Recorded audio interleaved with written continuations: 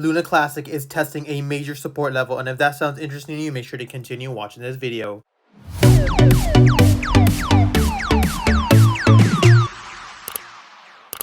Hey guys, Pingu Charts here. Welcome back to another Luna Classic analysis video. As always, if you do enjoy my content, make sure to hit that like and subscribe button. If you guys are interested in getting a free $600 Bitcoin, make sure to check the link in the bio. As you guys can see on Luna Classic, we have finally hit this major support level at 22. I mentioned to you guys over the last four or five videos that we would be testing this level after we broke below the 29, right? Right when we broke below this support level here at 29, I mentioned that this is starting to look like a slow bleed to the downside, and the next support line would be around the 22. Some of you guys did doubt me and said this would never happen, but looks like it did happen perfectly as we played out, and now we are testing this support level at 22. So the question is going to be whether or not the bulls can hold this level and continue pushing forward, or if we were going to break this support level and actually retest the lows over here at 18 where this bark formation started. In my opinion, it is a base case scenario, right? If we do see a move above these exponentials, obviously scenario A would be better, and we would probably be looking for a next signal to around that 29 for that rejection. Or if we see a break below this 22 and start to consolidate, always we will be looking for that 18 as support, and then that continuation move to the upside.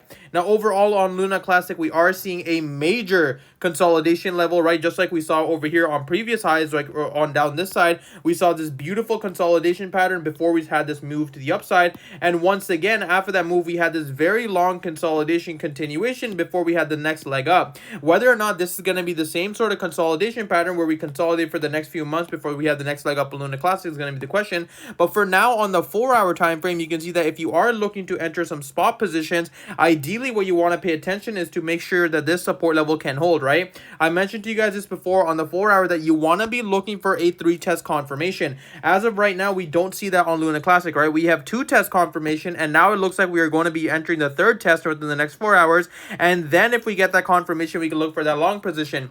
Ideally, you want to get above the exponential moving averages on the 4-hour, because you can see that Luna Classic has failed to do that pretty much all the way down the whole time, right? As soon as we see that nice break above, we're going to get a beautiful candlestick and probably break above these exponential moving averages, but we have to make sure it's not a liquidity grab. So I recommend to you guys that if you do see that candlestick pushing up, you don't enter that position until the candle closes. Once the candle closes and you see it bouncing off those exponential moving averages, only then you can start looking for some long positions. But as of right now, it's still looking bearish, right? There's absolutely no reason to be bullish even though we hit this major support level, because there isn't enough volume to say yes, the bulls are back and we're taking control of Luna Classic. Right now it still looks like the bears are still in control, because we're still seeing this rejection candle all the way down from 24 and coming right back down into that support at 22.